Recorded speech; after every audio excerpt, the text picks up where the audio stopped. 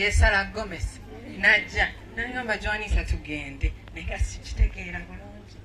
naye olwaleero Mukama andeese nange neneerabirako banaye ndi musanyufu nnyo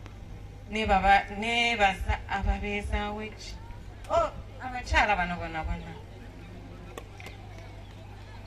maama wange mukyala Muyingo yeyandibadde wano olwaleero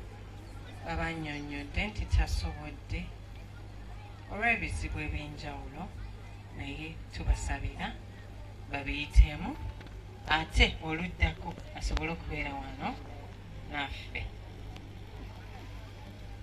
Then ku ekyo nyongerako nti mbebaza abakyala omanyi okuwuliriza omwana omuto nga nze si kyangu naye maama ebitiibwa bwe mumpadde beebaliza ddala nebaza omukyala Flavia yazzeemu nankubira akasimu nti Joanita jangu weerabireko. Mwebaliza ddala era njagala okusaba abakyala leero nti abaana bonna bemulese ewaka nze wendi okubabuulirira bonna mubaleete kubanga ndaba ekibiina kirimu abakyala bonna bakulu mwena muli bamaama bange naye ŋŋamba ab'enkyaffe mutuleseewa leeta muwala wo gw'ozadde neebaza abawala abato nga nze abali wano temugwamu ssuubi ekintu tugenda kikwasa maanyi nze olwaleero lwe lunsookedde okujja naye ngenda kwegatta ku RDC wano tukole omulimu tuleete abaana abato tube encouraging nabo banywerere mu ddiini y'ekikatoliki baleme kutuwuuba eddiini eze nga tugenda amushuwa mulabye nti abaana abato be basinga okubeera mu madiini amapya kati fe abakatoliki tusigala nga tuli batono ddala naye bwe twegatta wamu tujja kutuuka. Kati ensonga enkulu endeese wano olwaleero gye bantumye okubagamba kwe kukolagana.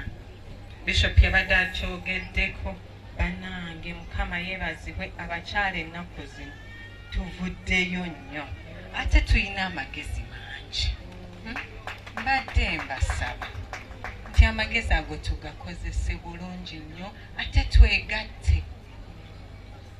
Nze nnyinza okuba nga sirina naye kati leero olabye RDC wona wano n'abalala gye bali bangi vaayo gy'oli ojjo neegatteko gambe nti Joanita osobola kunnyamba mu ki kyekyo kindeeta kuki ku ssako yaffe abakyala mbakubiriza mujoyininga essako twekulaakulanye ffenna tubeereko nekyetukoze eki kyetwekolera. Omulembe gukyuse tetukyesiba ku basajja yesi tufumbirwa naye naffe tulina okuvaayo gye tuli twencouraginga omwana ono gwe tuzadde omuki omuwala. So bamaama mbakubiriza abadde talina mutima gwa ssako mubeere nagwo era bantumye olwaleero luno maama wange nti mu ssako y'abakyala agitaddemu $2,000,000 kyekeka ngikwase omukyala banange obugalo